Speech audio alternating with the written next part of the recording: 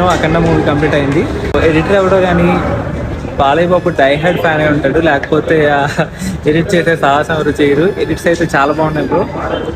Boyapati and Balayya కాంపోలోనే ఇలాంటి movies చూడగలం. And fight master అయితే నిజంగా అసలు ఎలా తట్టుకున్నారో ఏందో కానీ బాలయ్యని తట్టుకోవాలంటే ఆ ఎడిటర్ అండ్ ఆ ఫైట్ మాస్టర్ కంపల్సరీ ఉండాలి. మదర్ సెంటిమెంట్స్ అండ్ బీజిఎం చాలా బాగా వర్కౌట్ అయ్యాయి. స్టోరీ పక్కన పెడితే బాలయ్య పెర్ఫార్మెన్స్ మాత్రం పీక్స్లో ఉంది. ఓన్లీ బాలయ్య కోసం వచ్చిన వాళ్ళు అయితే చాలా బాగా ఎంజాయ్ చేస్తారు. ఫైనల్ కంక్లూజన్ ఏంటంటే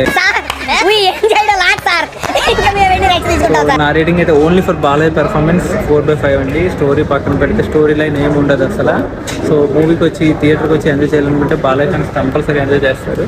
so that's my short review. Bye bye. And మర్చిపోయా, బాలయ్య ఎంట్రీ కోసం చాలా మంది ఎదురు చూస్తూ అంటారు. ఫ్లాష్ మ్యాన్ ఇంకో సర్ప్రైజ్ కూడా ఉంది. అది ఏంటనుకుంటున్నారా? జై అఖండ. Bye bye.